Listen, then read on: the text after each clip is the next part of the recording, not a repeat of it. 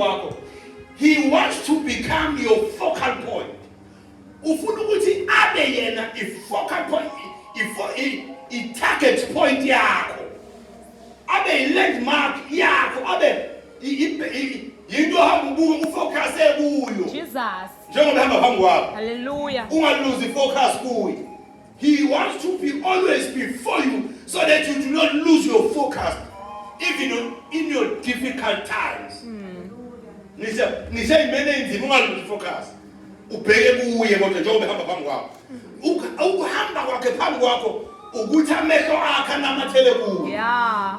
Amehlo akho afocus kuye. Mawufocus kuye, that is where your strength is. Yilapho namandla akhe khona khona. Ngeke unyakaziswe lutho. uDavide wasendulo uthi chapter number 16 noMahubo uverse 8 ke verse 9. I have set the Lord always before me. Ngimbekile njalo uJehova phambi kwami.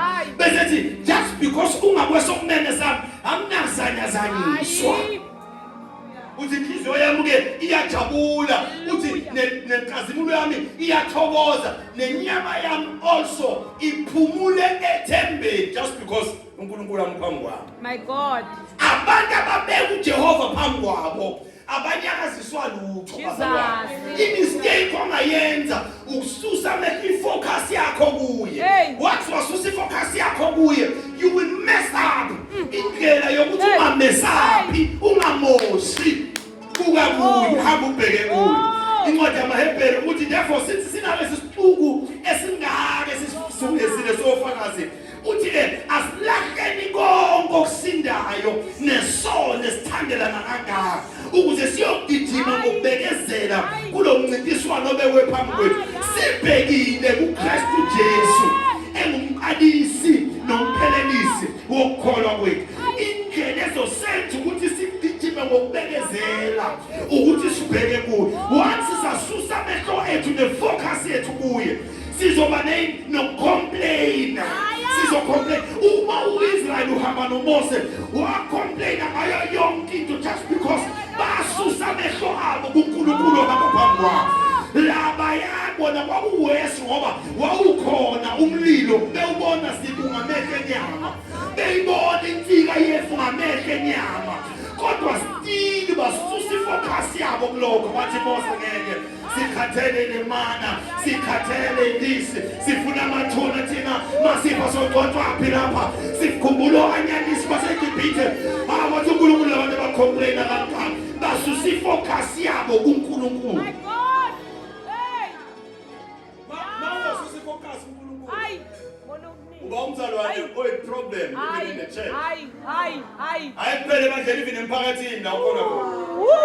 Uba i-problem just because manje uhlezi complain. Kwenza ukuthi why? Kwenza ukuthi esontweni ngobani? Ngiyakhohlwa why? Uhlezi complain. Umuntu oma complain ufasa. Awufocusile. Jesus. But mawufocuse kuye njengomqalisi nomphelelisi wokukholwa kwakho. Hayi. Nilibhayibheli uPeter imistake ayenza. Nangu uPeter bagwedla kanzima esikebheni, iyaqhamuka inkosi yamakhosi ihamba phezulu kwamanzi. uPetro wasusa ifocus yakhe kulamanzi azama ukuwakhipha, wabuka inkosi yamakhosi wathi Jesu wena lo, wathi mina wanabu wena shona ngizwi, wathi wonke Petro. Njengoba uPetro khuluma ubuka inkosi yamakhosi, lelibhayibheli wehla esikebheni wahamba phezulu kwamanzi naye ebuka inkosi yamakhosi, kodwa uthe esephakathi nolwandle amakakaza phakama manje angazuthi abangaphezulu, wasusa ifocus yakhe kuJesu, wabuka amakakazi waqina. Musususa ifocus yakho kuye noma ngabe kuthiwa udlule ey'meni ey'nzima kanjani, focus yena. Hayi. Njengoba ehamba phambi kwakho ufuna ukuthi abe i-focus point yakho. Hayi. My God. Uhamba phambi kwakho nje ukuthi kube uyena isona sikhonkwane sakho. Othi noma bonke bengawa ngapha nangapha kodwa mina ngiyogqolozela kuwe. Bhayibheli lithi bayoba inkulungwane ngapha nabangala 10,000. Uthi kodwa Wena no. ngeke kufike kuwena ubone nje ngamehlo akho. My God. Yini ezokwenza ingoba ufocus kuye.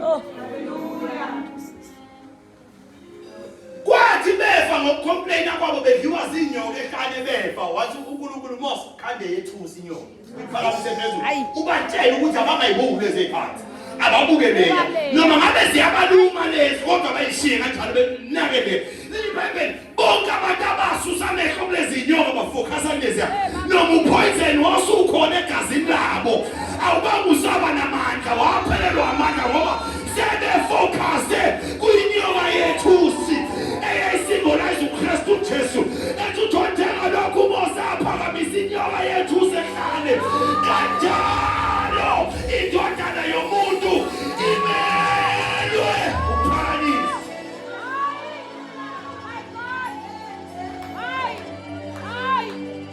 Ufuna ukuba focus kuyo siya yonke le nto msebenzi yes focus kuyo manje iminyaka nasemfike 36 angishadwa focus kuyo. My God. Bhayibheli abangaganele bakhathalela inkosi. Oganele ukhathalela indoda yakhe. My God. Focus kuye khathalela yena. Hayi. Ukhathaza ngento ongenamandla kuyo. Ukusiza ngani? Focus kuye. My God. Mama bazebaphathwa nezipilesi bakuba ama BP kuthwa ingane ekhaya ingane zamazi focus kuye. Ngiyela kuye. Ngitshele yonke uthi ngibize kwincwadi yaMahubo 51 ngibize ngosuku lenhlupheko uthi mina ngizokuphendula ngizokukhulula ebese wena uyangidumisa khona ufuna nje ukuthi umbize focus kuye. My God. Bana inyoka yazi kunabantu abafa inyoka yethu sisikhona ababasabile befuna ukuyisusela beyiphelekezela bona lezi ezinye inyoka. Bafikho isolution. Ay, my God.